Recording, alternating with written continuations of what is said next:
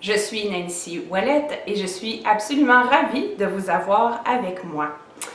Si vous m'écoutez pour la première fois, alors bienvenue. J'espère que vous apprécierez.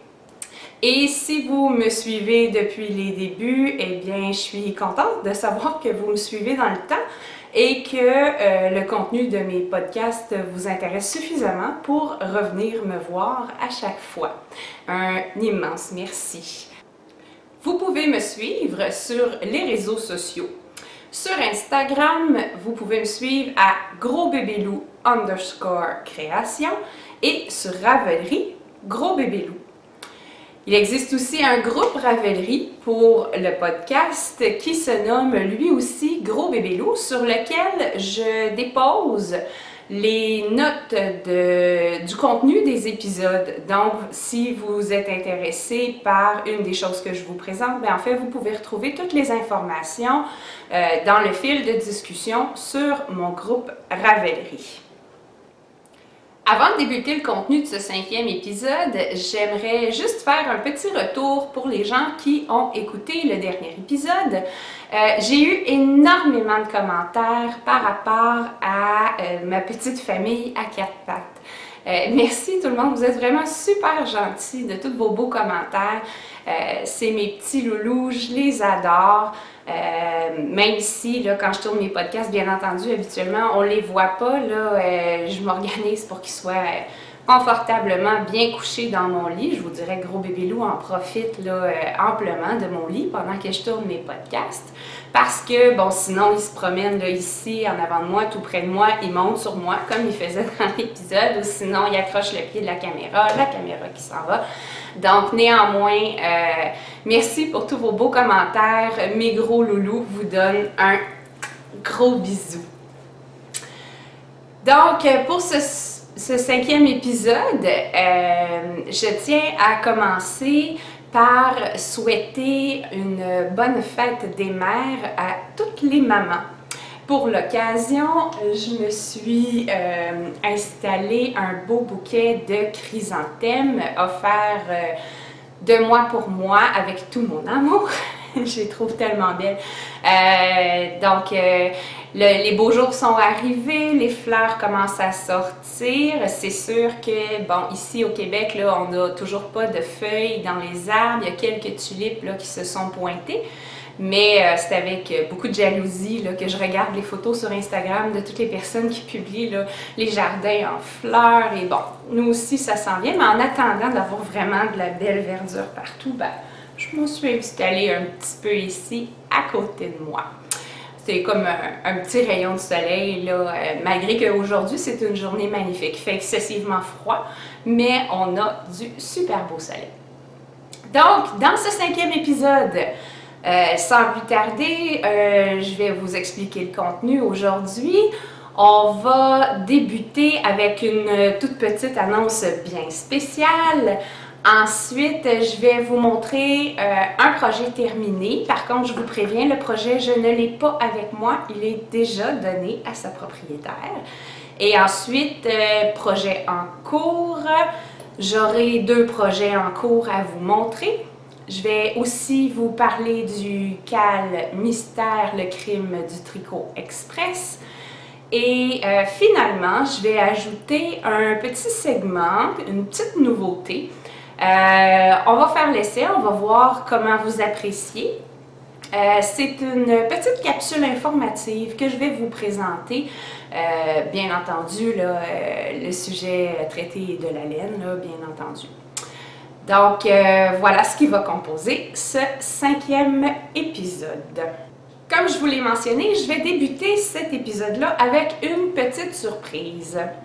Depuis la diffusion du dernier épisode, il y a 2 semaines, on a atteint sur la chaîne YouTube les 500 abonnés. Yay! On a 500 abonnés, je suis vraiment contente. C'est comme vraiment un passage, là, le 500e abonné. Je vous dirais même que quand j'ai franchi 500 abonnés pile, j'ai pris mon cellulaire et j'ai fait un screenshot pour le garder en souvenir. J'étais tellement contente. Merci, merci, merci à ces 500 personnes-là qui ont cliqué sur abonnés sur ma chaîne. Merci individuellement à chacun d'entre vous. Si vous n'êtes toujours pas abonné à ma chaîne, allez-y, juste cliquez sur la petite mention abonné à côté de mon logo et puis vous allez pouvoir recevoir les notifications à chaque fois que je sors un nouvel épisode. Donc, pour ce passage dont je suis particulièrement fière, en fait, je vais organiser un concours. Le concours, en fait, ça va être tout simple, tout simple, tout simple. Tout ce que je vous demande de faire pour participer au concours, c'est de m'écrire un petit commentaire sous la vidéo YouTube. Donc, uniquement les gens qui m'écriront sur les commentaires YouTube vont participer au concours. Dans ce commentaire-là, bien entendu, vous pouvez faire votre commentaire sur l'épisode. Il y a plusieurs personnes là, qui le font, puis c'est toujours excessivement apprécié quand vous m'écrivez des petits commentaires. Vous mettez un petit commentaire et vous m'inscrivez la mention comme quoi vous souhaitez participer au concours du 500 abonnés. Je vais faire tirer pour ce concours-là un écheveau de la laine Colorista. Là, je ne peux pas vous le montrer parce que je ne l'ai pas récupéré encore. Geneviève Parent, qui est derrière les laines Colorista, on s'est parlé, on a convenu. Je peux déjà vous dire, ça va être un écheveau de fingering. Là, je ne suis pas certaine si elle m'a dit qu'elle m'enverrait une laine de base Merino ou de base BFL, mais néanmoins, ce sera la couleur Nectar. Donc, quand même, pour ne pas vous laisser dans l'absolu néant, je vous mets ici. Je vais vous mettre ici une photo de l'écheveau en question, que vous puissiez apprécier cette super belle couleur-là, qui est vraiment très estivale, je trouve. Il y aura avec cet écheveau-là, en prix, d'autres petites surprises et je vais les garder en surprise. Je suis en train de concocter un petit quelque chose et je tiens à vous préserver le suspense. Donc, ce que je vais faire, c'est que le tirage du concours 500 abonnés va se faire en direct dans mon prochain épisode. Donc, en direct pour vous, vous allez voir en différé, là. Mais en fait, quand je vais enregistrer mon épisode numéro 6 dans 2 semaines, je vais faire le tirage de la personne gagnante. Donc, dans cet épisode-là, je vous montrerai l'entièreté des prix qui vont être gagnés par cette personne qui sera pigée au hasard. Donc, voilà, écoutez, participez en grand nombre. C'est quand même un joli prix et c'est toujours amusant d'avoir des surprises. Donc, voilà pour le concours. Maintenant, on passe au projet terminé.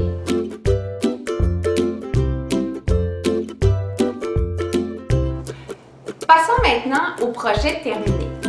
Donc, comme je vous l'ai mentionné, j'ai un seul projet terminé pour cette période là, de 2 semaines qui s'est écoulée depuis le dernier podcast. C'est un projet que j'ai choisi, débuté, terminé, bloqué, remis à l'intérieur de ces 2 semaines-là. En fait, ça m'a pris 3 jours de réaliser le projet dans son ensemble. C'est un tout petit béret. Je vous inclus ici différentes photos que j'ai prises. La toute belle mannequin, c'est ma belle rousse, c'est ma nièce Roxane qui s'est prêtée au jeu de prendre des photos au parc. Ce petit béret, je l'ai tricoté en laine Drops Nord. Je vous ai gardé un petit étiquette. En fait, la Drops Nord, il s'agit de la laine qui est 45% alpaga, 30% polyamide et 25% laine. Donc, elle est chevelue un petit peu à cause de l'alpaga. Les coloris que j'ai utilisés, c'est les coloris, attendez un petit peu que je regarde, 1, 13 et 17. Si jamais ça vous intéresse, j'ai créé un projet pour ce petit béret sur mes projets Ravelry. Il s'agit donc du béret True West Tam. La designer, c'est Laura Andrews. C'est un test que j'ai réalisé pour cette designer-là. En fait, c'est un super beau jacquard avec des formes géométriques là, qui sont excessivement agréables à tricoter. Le rythme se maintient là, de manière vraiment super constante parce qu'il n'y a à peu près jamais de croisement de fil à faire. Le patron est expliqué de manière impeccable. La charte est vraiment là, super. C'est un test que j'ai fait, mais honnêtement, là, j'ai vraiment juste tricoté le projet. J'avais strictement rien à dire là, sur le patron. Là, il était vraiment impeccable. Donc, je vous dirais ce qui m'a le plus plu dans ce projet-là. En fait, c'est tout le processus de blocage. Je vais vous installer des photos ici du processus. Là, on s'entend, c'est pas des belles photos. Là. Je trouvais juste ça amusant de documenter un peu mon processus. C'était la première fois que j'utilisais ce procédé-là pour bloquer. Bon, on s'entend, là, bloquer, on mouille le projet avec un savon et puis ensuite on le met en forme en l'étendant habituellement là, sur une surface sur laquelle on peut l'épingler. Dans le cas de ce béret-là, c'était pas ça la manière de le bloquer. C'était en fait beaucoup plus amusant que ça. Donc, si vous pouvez là, constater, au départ, je vous montre la photo, c'est un bonnet. En fait, ça a vraiment la forme d'un petit bonnet. Moi, dans le patron, j'ai fait la petite taille il y a deux choix en fait. Il y a 8 pouces ou 9 pouces. C'est les tailles là, qui sont mentionnées. La mesure en pouces, en fait, il s'agit du diamètre du béret. Donc, j'ai choisi la plus petite taille parce que, bon, ma nièce est âgée de 4 ans, elle est toute petite, fait que je jugeais là, que ça allait bien lui aller. Donc, notre bonnet classique, là, tout rond, une petite forme là, de bonnet, je sais pas, on appelle peut-être ça un bonnet cloche, peut-être, je sais pas trop. En tout cas, ce petit bonnet-là. Donc, de manière très classique, on l'envoie prendre son bain, on fait un bon trempage, ensuite on l'essore et c'est là que le plaisir commence. Pour pouvoir le bloquer en forme de béret, ce type de béret-là, en fait, je ne connais pas d'équivalent en français, mais ils appellent ça un tam, T-A-M. J'en ai vu plusieurs là, en fouillant sur Ravelry après avoir découvert celui-là. J'en ai vu plein. C'est tous des bérets là, qui ont vraiment des motifs, là, des fois très simples, des fois excessivement complexes sur le béret, mais c'est vraiment tout là, la même petite bordure avec le béret qui est aplati. Donc, je reviens au blocage. Une fois qu'il est bien essoré, pour le bloquer, on prend une assiette, dans mon cas, 8 pouces.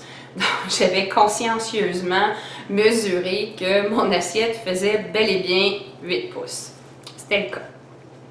Et on place le bonnet, puis là c'est quand même un jeu de patience là, de réussir à bien placer le bonnet sur l'assiette.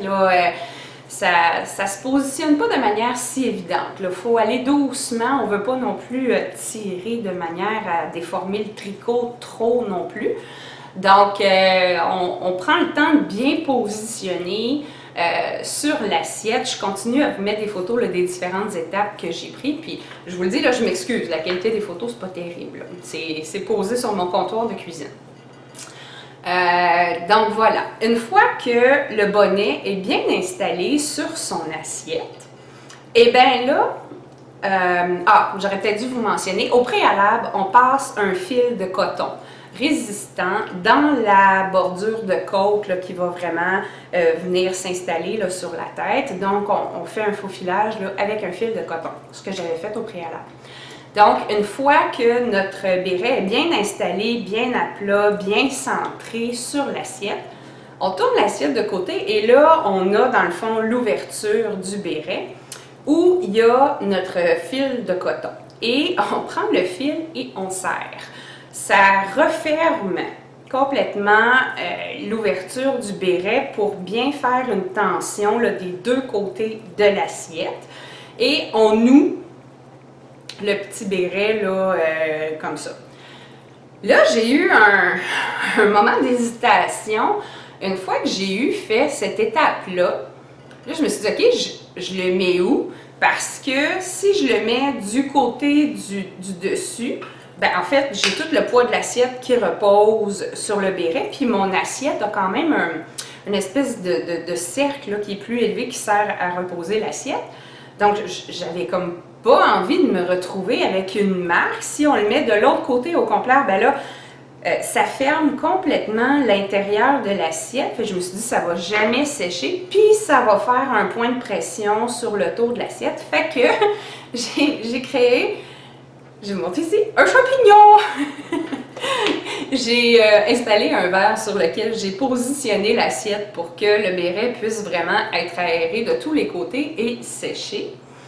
Donc, ce petit champignon-là a trôné pendant une journée et demie sur mon comptoir. Il faisait vraiment pas beau. L'air était très humide, fait qu'il a pris un temps fou à sécher, c'était incroyable. Mais néanmoins, donc ça sèche de cette manière-là. Quand c'est sèche, on retire le fil de coton et on enlève le béret de sur l'assiette et il maintient bel et bien sa forme. Donc, je sais qu'il existe des gens qui sont un peu sceptiques au blocage, mais je vous dirais, après avoir vu la transformation de ce petit bonnet, qui est vraiment une tuque, là, un bonnet, qui devient tout plat, vraiment avec la parfaite mise en forme du béret. Ben, c'était un processus de blocage qui était vraiment amusant à expérimenter.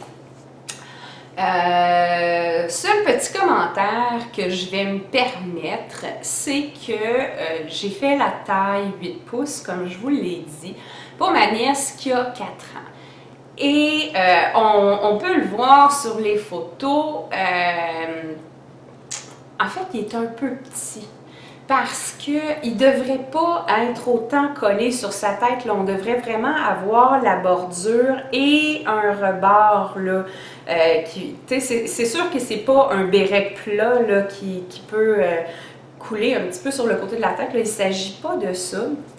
Mais néanmoins, il est quand même supposé d'avoir une espèce de bordure là, évasée.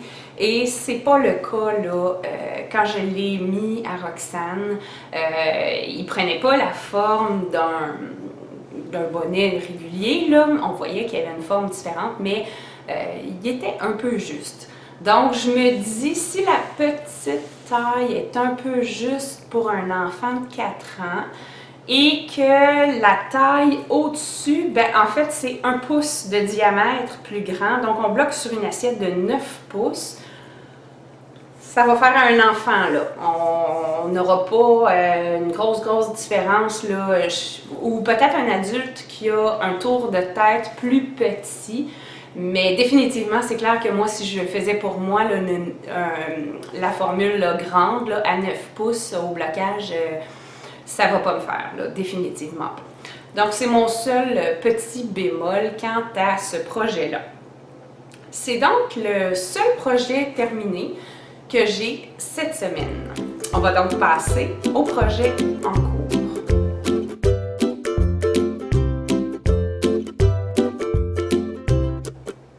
Le premier projet en cours que je vous montre, en fait, j'arrive même pas à croire que je vous le montre encore comme un projet en cours. C'est de la pure paresse, il n'est pas fini. Je l'ai mis un peu de côté, j'étais un peu tannée de le faire. Pourtant, je l'aime vraiment beaucoup, mais je sais pas, j'étais appelée davantage par mon deuxième projet en cours, je pense. Donc, je l'ai un petit peu négligé. Il est presque terminé, mais pas tout à fait encore. C'est le châle que j'ai fait dans le cadre de l'événement. Et là, je ne verrai plus rien parce que je vais vous le montrer. de l'événement avec la boutique La Mairie. Donc, il est rendu grand comme vous voyez, puis la dernière partie ici est rendue tout petite. Mais, tout petite, mais pas finie. Il en reste pas beaucoup. Oh là là là là là là, quelle épopée. En fait, j'achève là. Il me reste encore. Ben, j'achève. Il me reste encore beaucoup de rang. Parce que les diminutions, là, ils se font pas rapidement du tout. C'est une maille de diminuer aux 4 rangs. Donc, le rythme est d'une lenteur exaspérante. Donc, déjà, là, la deuxième section, là, si je prends depuis le début, là, elle a déjà là, toute cette longueur-là. Et elle n'est pas finie. Selon moi, là, elle va encore s'allonger, là, probablement de ça ici. Ça, c'est si elle s'allonge comme ça. Parce que je joue encore à Chicken Yarn, je vais encore manquer de laine, je suis sûre. Il me reste... puis là, c'est parce que quand j'ai pris le châle, la balle est comme partie là-bas. Donc, je vais pas faire des acrobaties là, pour aller la récupérer. Mais néanmoins, avec ce qui me reste, j'en ai pas assez pour le finir. Je suis presque persuadée. Donc, ce qui va arriver, je vais prendre la portion qui est déjà terminée. Je peux déjà vous dire, là, bon, au lieu de se finir là, comme un beau pointu là, qui termine à une maille, moi j'ai l'impression qu'il va avoir une petite amputation là, à peu près comme ça ici.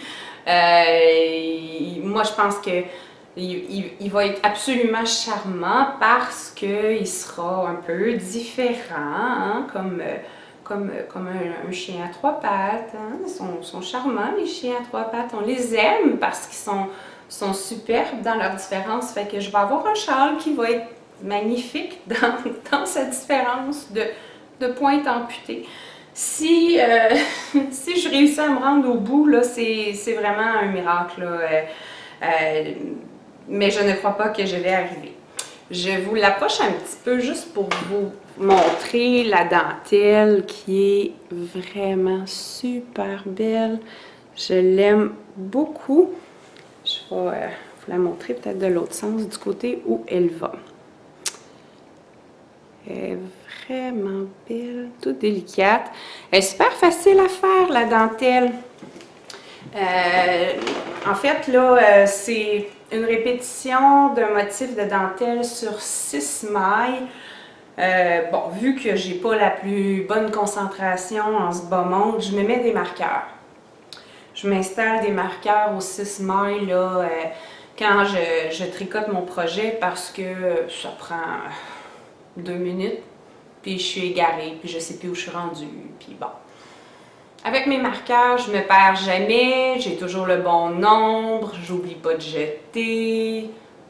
Ça va merveilleusement bien. Donc, il m'en reste juste un petit bout. Je devrais finir ça vite. Assurément, là, je vous fais une promesse. C'est la dernière fois que je vous le montre dans les projets en cours. Il s'en va dans les projets finis, là, dans le prochain épisode. Puis en plus, j'ai vraiment hâte qu'il soit fini. Il est super doux.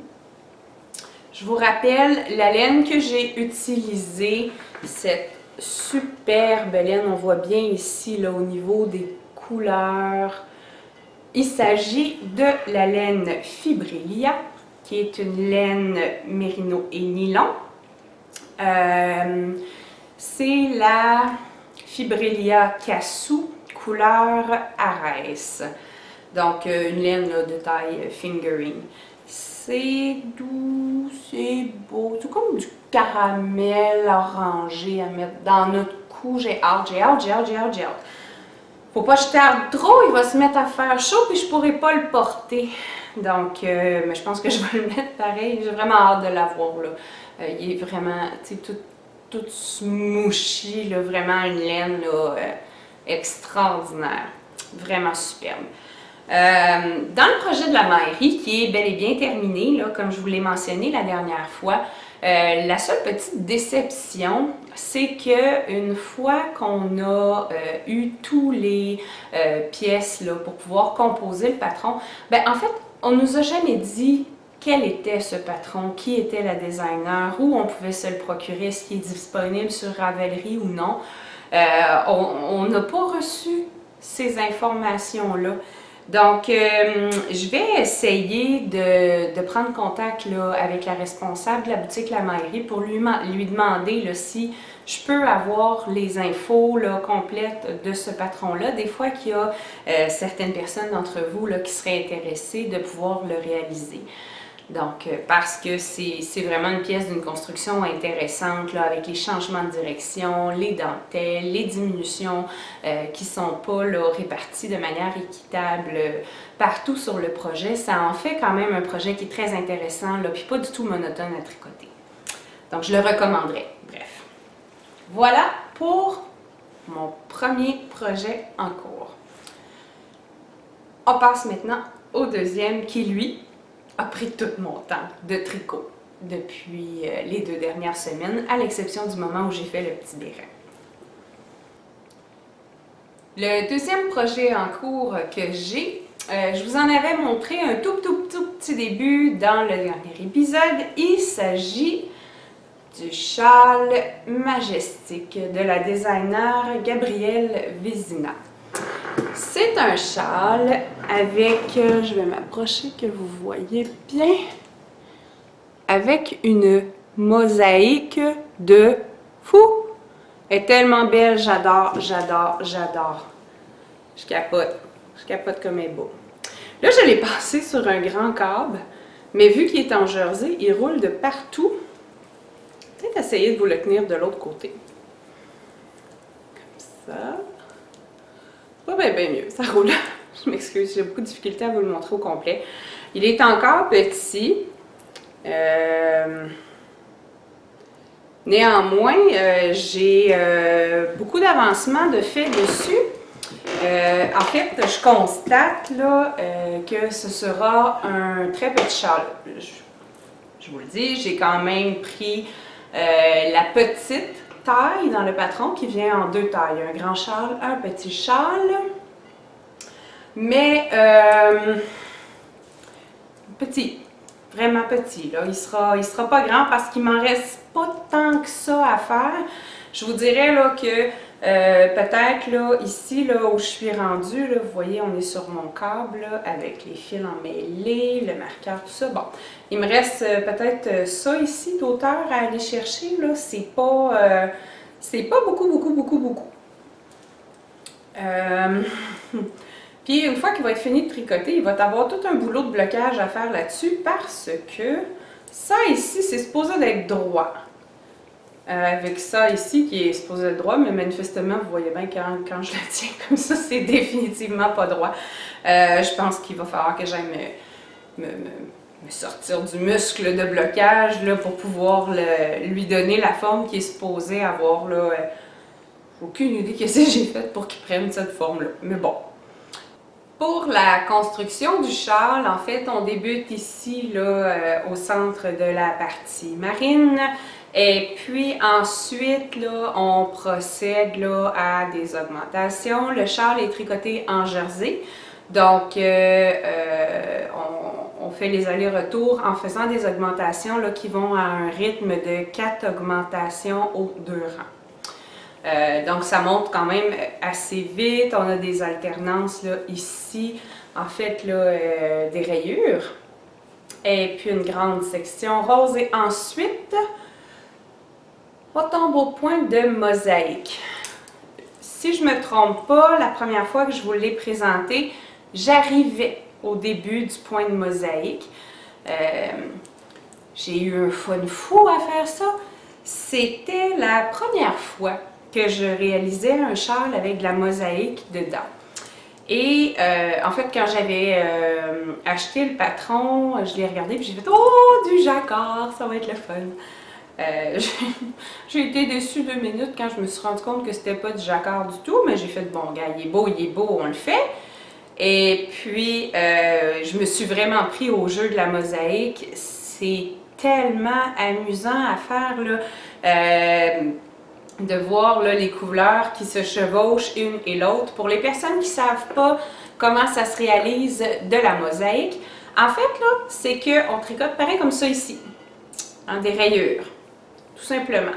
Donc, on a un aller-retour d'une couleur, ensuite l'autre, sauf que on a une charte et il y a certaines mailles qu'on ne tricote pas, on ne fait que les glisser. Et on les glisse à l'aller quand on tricote les mailles en droit. Et on les glisse aussi au retour pendant qu'on tricote à l'envers. Donc, la maille est glissée sur 2 rangs, elle s'étire. Au changement de couleur, on va tricoter les mailles et les mailles qui ont été glissées vont être tricotées de la couleur suivante. Mais en fait, ils vont se positionner à la hauteur de là où on est rendu à faire notre tricot. Donc, en fait, ils vont tout simplement passer par-dessus la couleur pendant laquelle ils ont été glissés. Ce qui donne vraiment cette espèce d'effet de jacquard. Ça pourrait avoir l'air d'un jacquard, mais qui crée surtout là, ce super joli, là, c'est pas un damier, mais c'est un motif géométrique. On va conclure ça comme ça. Donc, vraiment excessivement amusant à réaliser, très addictif. On change de couleur aux 2 rangs, nos 2 bobines restent en permanence attachées. Puis là, dans le fond, je recommence une section avec des rayures. Donc, c'est pour ça que j'ai encore mes 2 fils. La laine que j'ai utilisée pour faire ce châle-là, c'est un bonheur en écheveau. Ah, vraiment, je suis tellement contente, je suis tellement contente. Il s'agit, pour la marine ici, de, les deux en fait, c'est des laines Colorista. C'est la base BFL de Colorista. Le marine ici, c'est les chevaux que j'ai gagnés dans le cadre du Cal Jacquard qui avait été organisé par Colorista, par Geneviève, par an. À l'époque, et quand j'ai récupéré cet écheveau-là, c'était un one of a kind, donc il y en avait juste un. Et j'ai vu Geneviève en fin de semaine dernière, et puis elle me mentionnait que finalement, elle en a fait une couleur régulière. Elle s'appelle maintenant, cette couleur-là, encre noire. Donc, c'est vraiment un beau marine bien profond, là, une couleur excessivement riche que j'adore. J'adore. La deuxième, ici, c'est une couleur qui fait déjà partie de la collection régulière des couleurs là, dans la sélection BFL. Je ne sais pas si elle le fait sur d'autres bases. Je pense que oui, mais je ne suis pas certaine. Allez voir son site internet, je vous mets les informations. Donc, la deuxième couleur ici se nomme Champignon, qui est un super beau rose. Puis, je vais vous l'approcher encore plus parce qu'il faut que vous voyez. Oh, elle sature beaucoup. On va la mettre un petit peu plus loin. C'est rose, mais il y a comme des très subtiles nuances de mauve lilas qui sont absolument sublimes.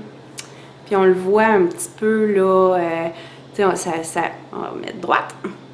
Ça crée là, vraiment un petit effet là, de pulling là, dans le tricot. C'est absolument magnifique. Donc c'est une laine BFL, c'est un petit peu plus sèche. Je m'excuse, hein, à chaque fois que je bouge, je sais, ma chaise elle craque, puis je sais que vous l'entendez, je suis désolée. Donc c'est de la laine BFL, donc c'est un peu plus sèche que du mérino, mais néanmoins, c'est doux, doux, doux. Ça fait là, vraiment une texture de tricot là, excessivement agréable. Ça s'agrippe un petit peu plus comme maille quand on tricote, quand on glisse. Là, ça arrive là, qu'on en échappe un petit peu, mais en tout cas moi, ça m'arrive d'échapper des mailles, un petit peu beaucoup. Et puis, contrairement au Merino Superwash, là, la maille a full camp puis elle est rendue 5 rangs plus bas, juste le temps que tu te revires de bord pour aller la rattraper. Bon, ça en fait une laine là, qui est beaucoup plus stable au niveau du tricot, là, fait que très agréable à travailler. Donc, il m'en reste encore un petit bout, comme je vous disais, peut-être, selon moi, là, à peu près une hauteur comme ça ici. Bon, là, les rangs commencent à être un peu plus longs, là. On a dépassé le 300 mailles. Donc, c'est sûr que quand on commence un rang, on y pense, là. Puis ma fille me faisait la blague de « Ouais, c'est pas fiable quand tu dis « Attends, je finis mon rang, puis je m'en viens. » Là, ça peut prendre vraiment beaucoup de temps. C'est vrai. Mais bon, un petit bonheur. Si jamais vous ne connaissez pas Gabrielle Vézina, allez voir là, sur Ravelry, là, elle a vraiment des trucs géniaux. C'était donc mon deuxième projet en cours. Maintenant, je vais vous parler du calme mystère, le crime du tricot express.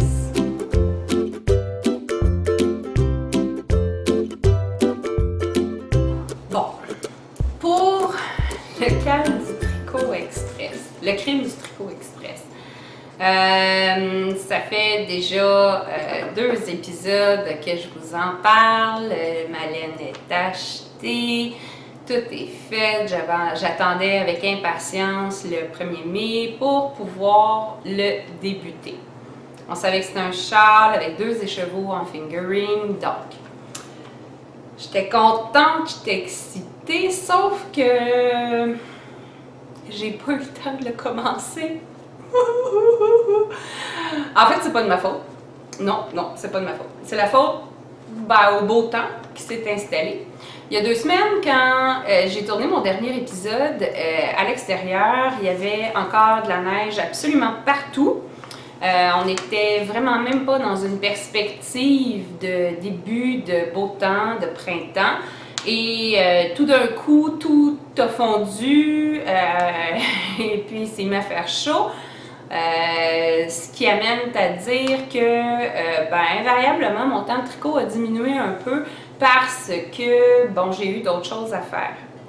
Qui dit la neige a fondu, dit en fait que, il a fallu faire le nettoyage à l'extérieur, racler le terrain, on a eu des arbres là, à arranger parce que l'hiver avait été difficile un petit peu. Et puis, le week-end dernier, vu qu'il faisait tellement beau, il a fallu que je fasse un choix entre mon tricot et mon sac de golf. Puis, c'est le sac de golf qui a gagné. Alors, on a ouvert la saison de golf le week-end dernier.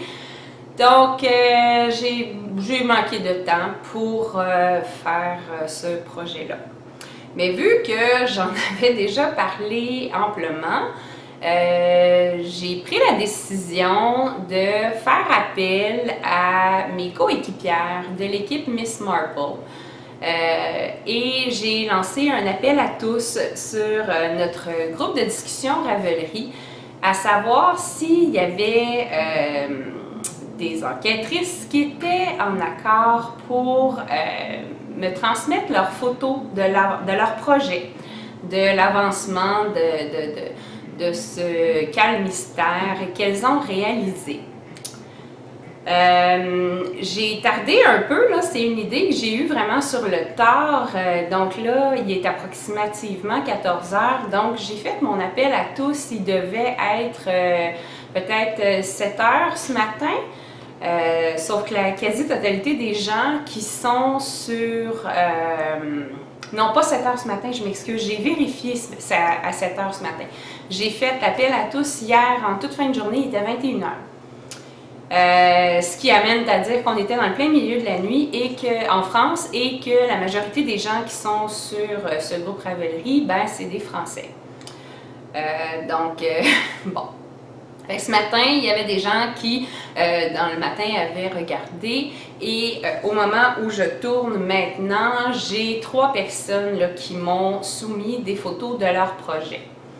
Je tiens à vous préciser tout de suite que si jamais au courant là, de la journée, donc en soirée pour les Français, souvent la période où on va regarder notre Ravelry, Il y a d'autres gens qui me proposent leurs photos. En fait, ce que je vais faire, c'est que je vais les mettre à la fin de mon épisode comme image de fermeture. Je vais faire défiler. Si j'ai d'autres personnes qui me contactent là, avec leurs photos, je vais les mettre à ce moment-là.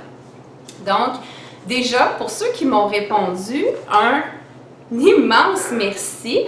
Je vais pouvoir présenter vos projets et en même temps, je peux quand même vous dire que j'ai comme une petite jouissance personnelle en vous présentant le projet de mes coéquipières comme ça.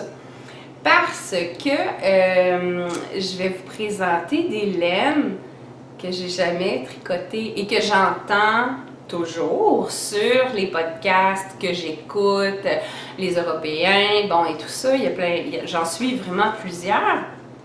Et je les entends, ces laines-là, mais bon, il y en a qui ne sont pas disponibles ici, il y en a que je crois qu'on peut avoir, mais que j'ai jamais eu. Fait que je vais quand même me faire un petit plaisir personnel en vous montrant leur projet. J'espère que ça va vous plaire. Donc, je vais vraiment là, placer le projet là, le plus possible sur l'entièreté de l'écran, là, selon ce que je suis capable au montage là, de couvrir. En fait, on ne me verra pas. Et c'est une bonne chose parce que je me suis pris une petite feuille de notes parce que je ne sais pas tout par cœur. Puis je veux bien identifier les filles qui m'ont gentiment envoyé les photos de leur projet. Donc, on commence. La toute première personne qui a répondu à mon appel, et je vous mets dès maintenant la photo de son projet. Il s'agit de Vanessa. Vanessa est originaire de France.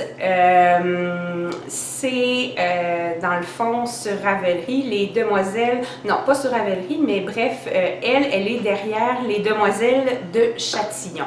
Je vous mentionne comme ça qu'elle a un blog qui s'appelle demoisellesdechatillon.blogspot, je l'aurai pas. demoisellesdechatillon.blogspot.fr sur lequel ceux qui font le cal du Tricot Express, en fait, elle a mis des tutos sur son blog pour les petits personnages faits au crochet de Sherlock Holmes, Miss Marple et Hercule Poirot. Des fois que ça vous intéresse, je vous mets toutes les informations de son blog sur la bande ici en bas. Et là, c'est là que je me fais plaisir. La laine utilisée, il s'agit de la Féfile. Je suis super contente de le dire, je vais leur dire encore, OK?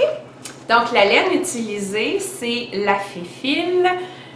La couleur rose s'appelle rose en bouton et la couleur verte s'appelle menthe au lait.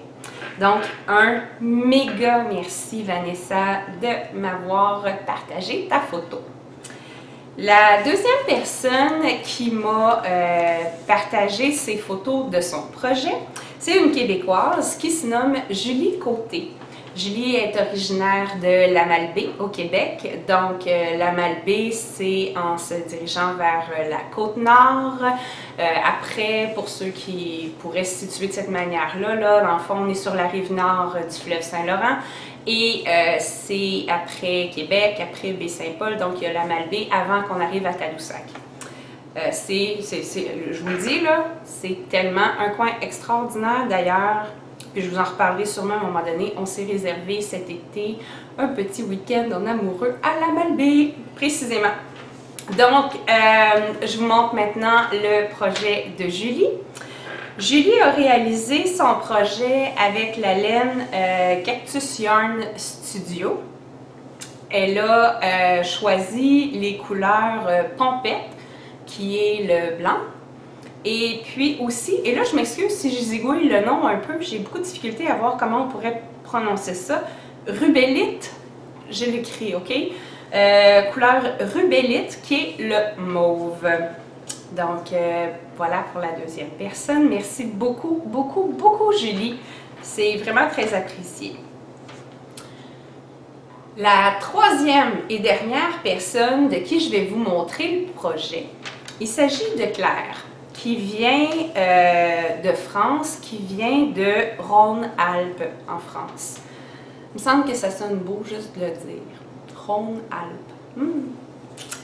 Donc, Claire m'a envoyé des photos de son projet, elle aussi.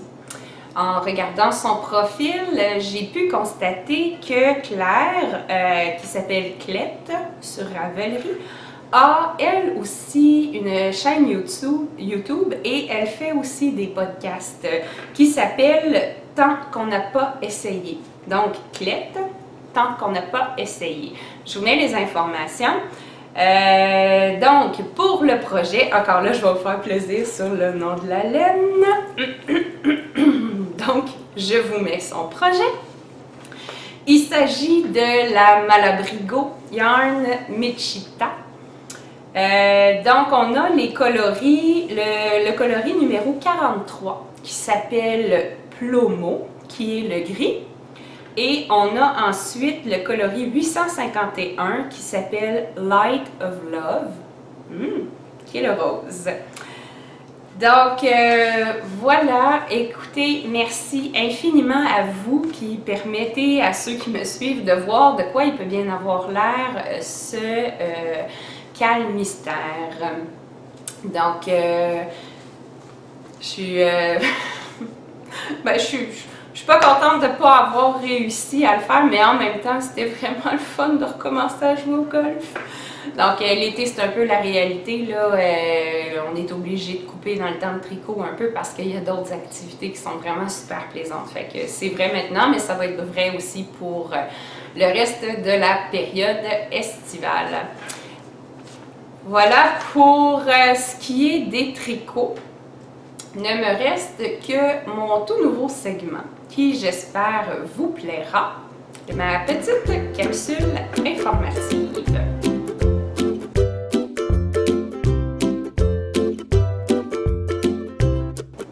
Tout nouveau segment, la capsule informative. En fait, je vous explique le contexte de pourquoi je vous parle de ça aujourd'hui. Récemment, j'ai été un peu interpellée. En fait, je me suis questionnée par rapport à la mention Superwash.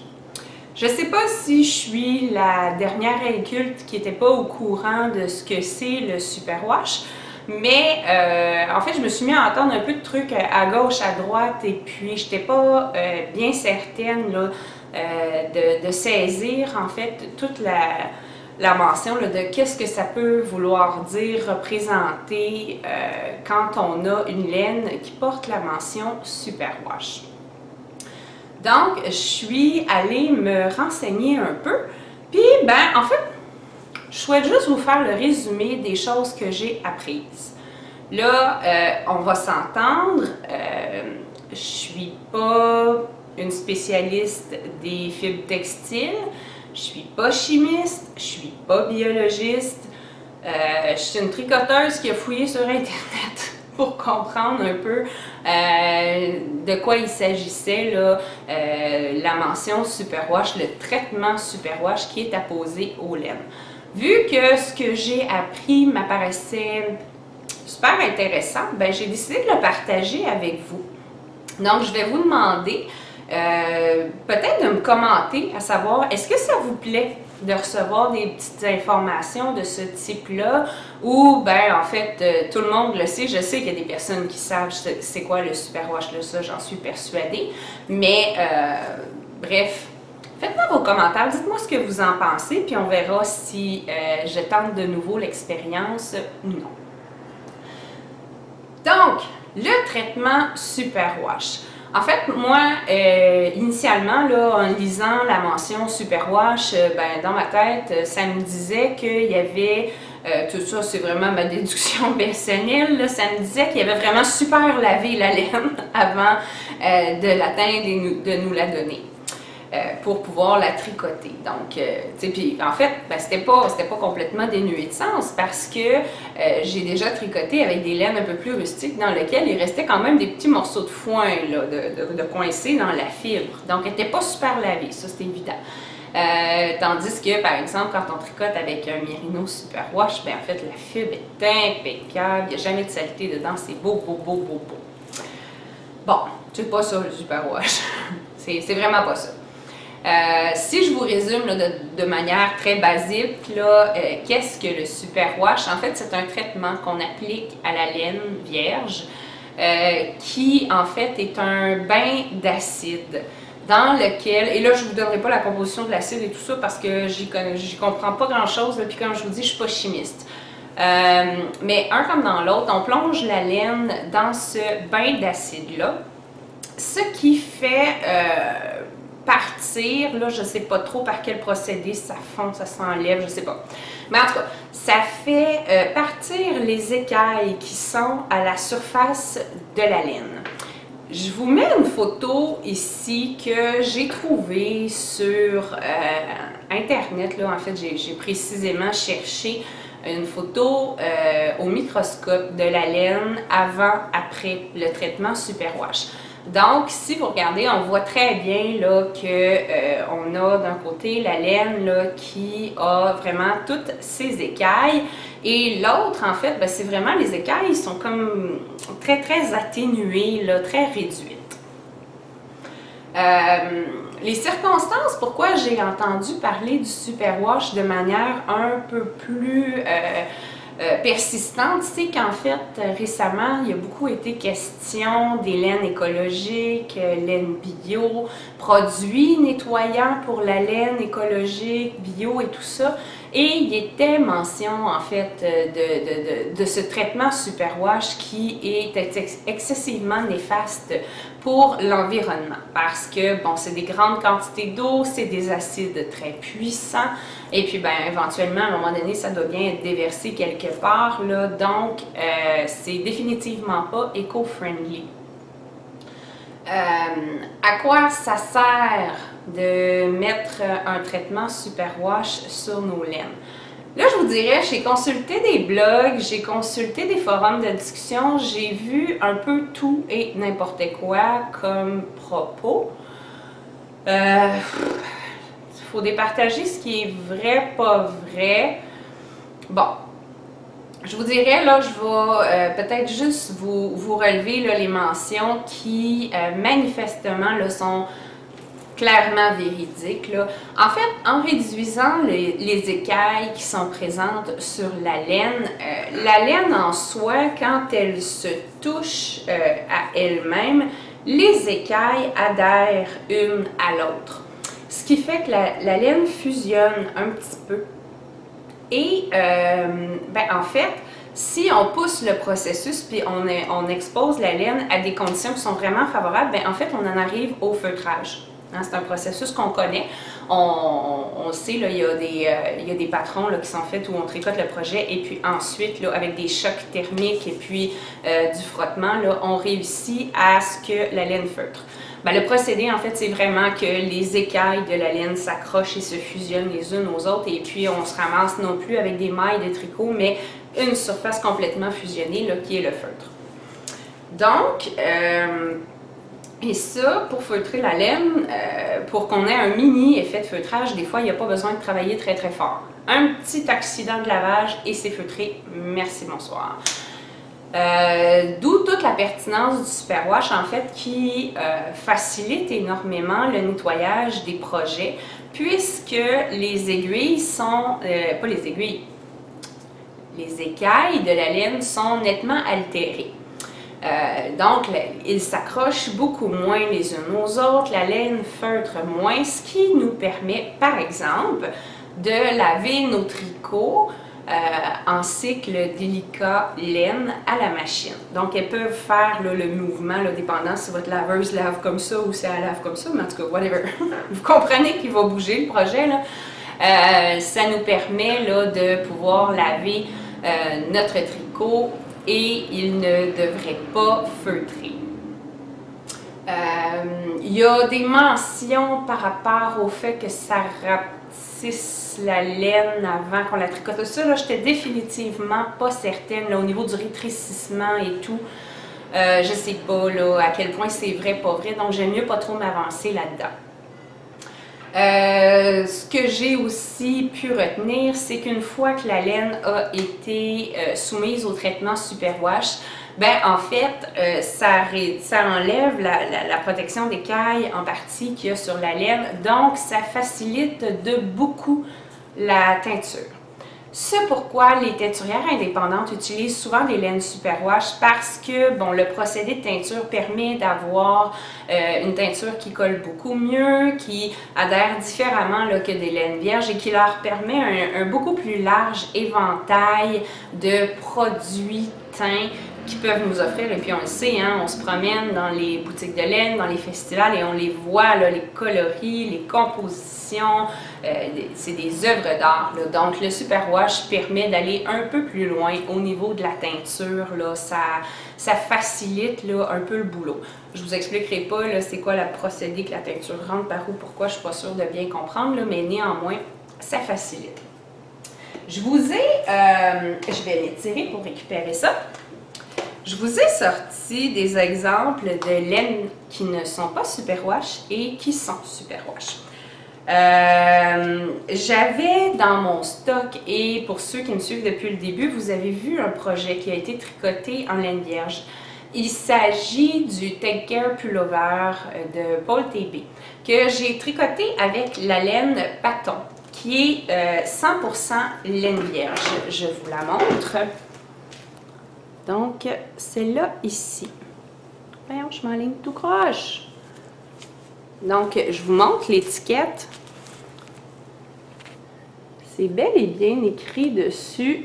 Oh, il y a des reflets, désolé. Pure laine vierge, 100%. Donc, voilà. La Paton nous offre vraiment une laine vierge qui n'a pas été traitée au Superwash. J'avais quand même un exemple précis là, à vous montrer au niveau de comment la laine réagit.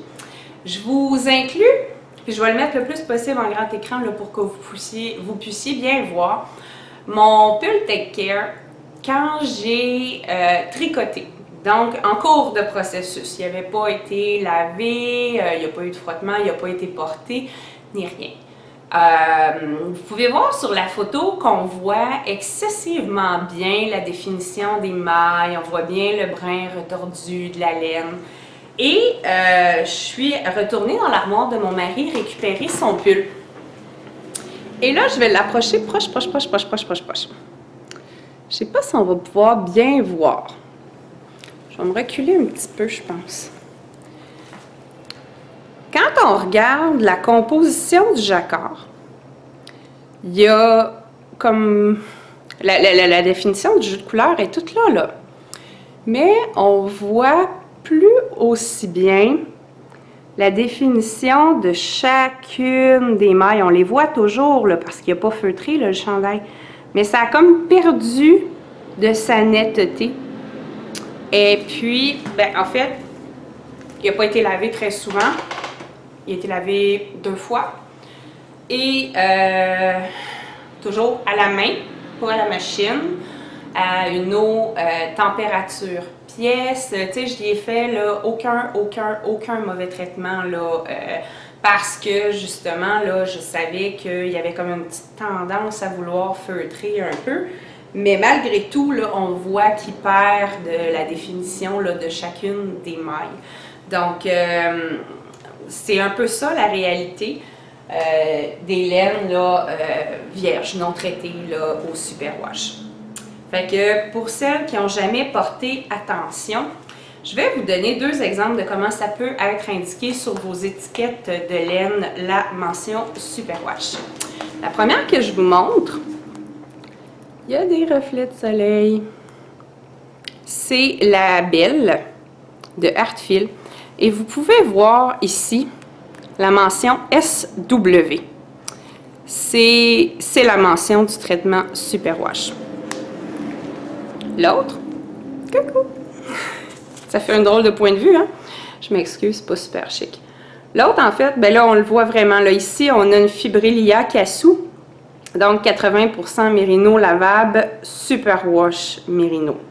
Donc, on l'a en français sous la mention lavable et en anglais sous la mention Superwash. Donc, voilà. c'était les petites informations que j'ai recueillies par rapport à ce traitement-là, Superwash. Je vous dirais, c'est ça, actuellement, là, j'en ai entendu plus parler dans des circonstances où il était vraiment question là, des laines biologiques, laines écologiques et au cours de ces discussions-là, il était beaucoup question du traitement Superwash qui, bon, est définitivement pas un ami de l'environnement. Là, c'est très polluant là, comme processus. Donc, voilà. Des petites informations toutes simples comme ça. J'espère que ça vous a plu. Ben voilà, c'est tout pour aujourd'hui. Je vous rappelle le concours des 500 abonnés. N'hésitez pas à me laisser un commentaire sous la vidéo en me précisant que vous souhaitez participer au concours. Et puis, dans le prochain épisode, je vous présente la totalité du prix et je fais tirer la personne gagnante. Voilà, ça a été un plaisir de passer un moment avec vous. À la prochaine! Bye!